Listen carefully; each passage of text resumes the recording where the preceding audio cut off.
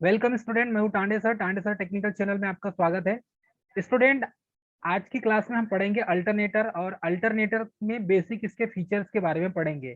तो चलिए स्टार्ट करते हैं। अल्टरनेटर क्या होता है, अल्टरनेटर में पोल, पिच, वाइंडिंग्स वगैरह क्या क्या होती है और कौन कौन सी वाइंडिंग्स का इसमें यूज किया जाता है। तो वाइंडिंग्स के बारे में पढ़ने के पहले हम देखेंगे कि यहाँ पर पोल पिच क्या होता है, पोल फैक्टर क्या होता है, फुल पिच क्या होती है, इसके बारे में जानेंगे दोस्तों।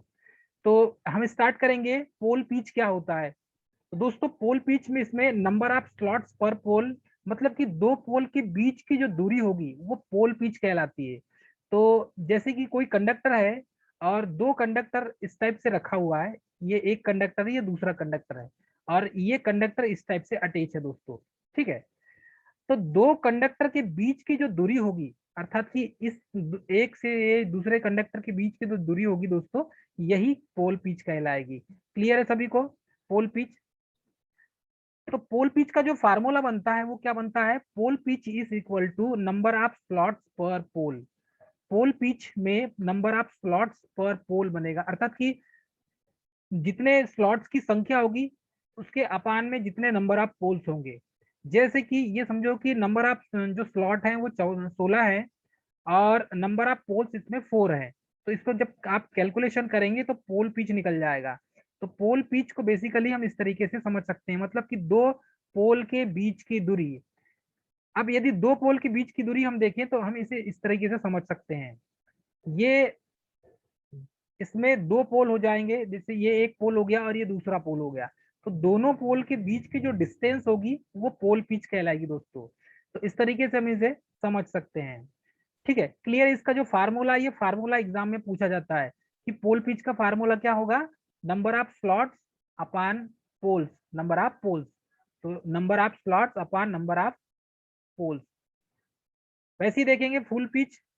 फुल पिच वाइंडिंग में भी हमें ये बहुत सारी चीजों को याद रखना पड़ता है, जैसे कि short pitch, full pitch, pole pitch, short pitch.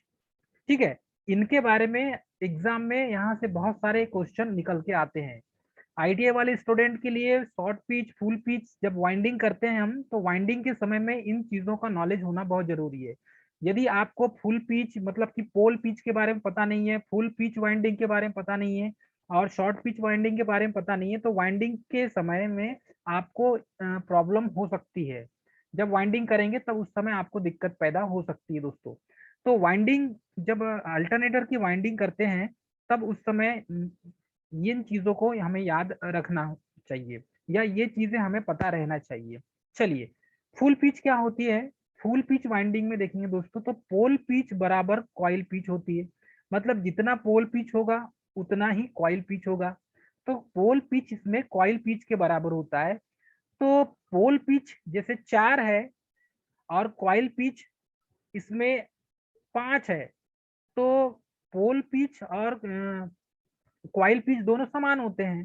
तो पोल पिच यदि 4 है तो क्वाइल पिच को कैसा लिखा जाएगा, क्वाइल पिच सामने वाले एक क्वाइल से घट जाता है। जैसे कि क्वाइल पिच यहाँ पर आपको कितने मिलेगी, 5।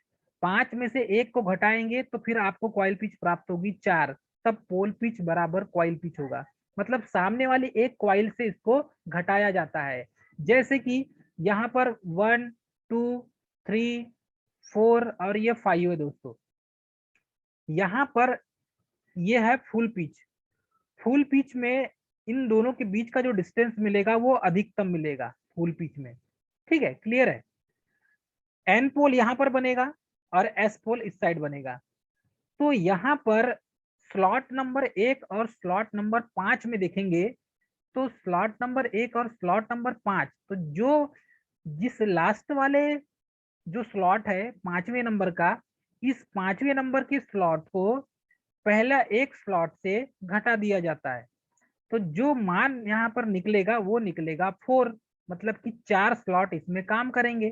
तो इस तरीके से यहाँ पर 4 स्लॉट में वाइंडिंग होगी। तो इस तरीके से हम इसको फुल पिच को निकालते हैं। मतलब फुल पिच जो है 4 स्लॉट के बीच की दूरी हो जाएगी और दोनों कॉइल के बीच की जो डिग्री होगी, अर्थात कि जो एंगल होगा वो 180 इलेक्ट्रिकल डिग्री होगी।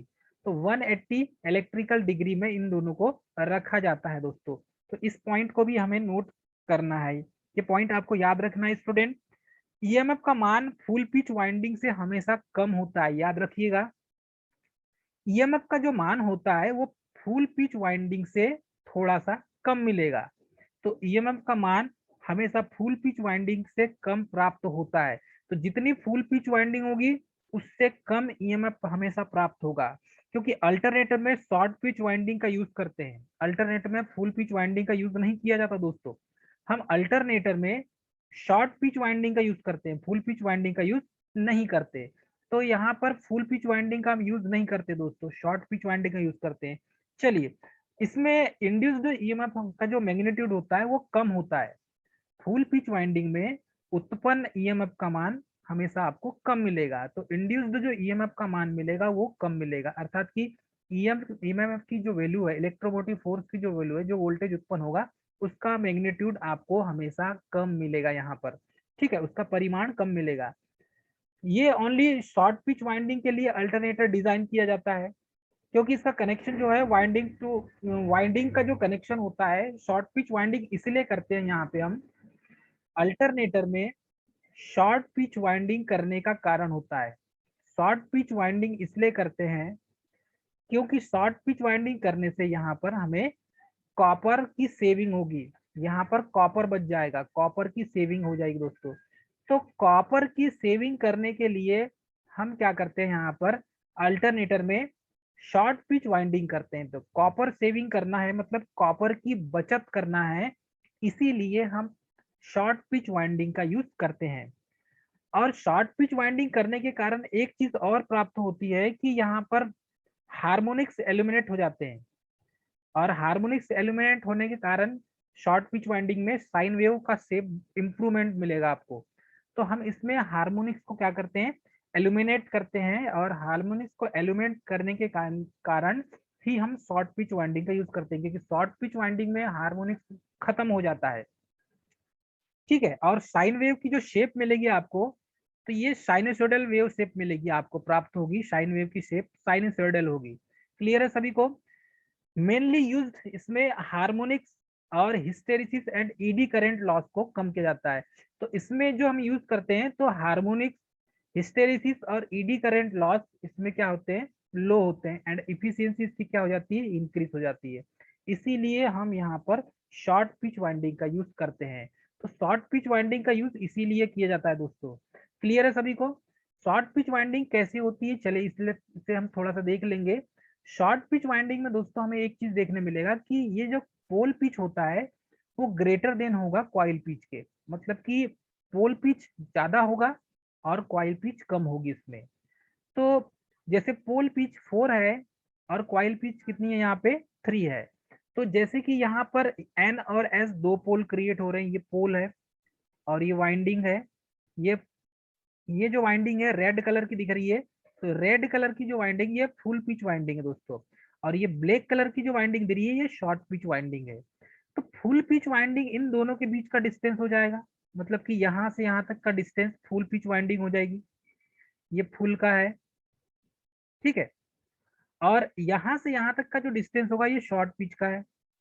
ये किसका होगा, शॉर्ट पिच का। क्लियर है?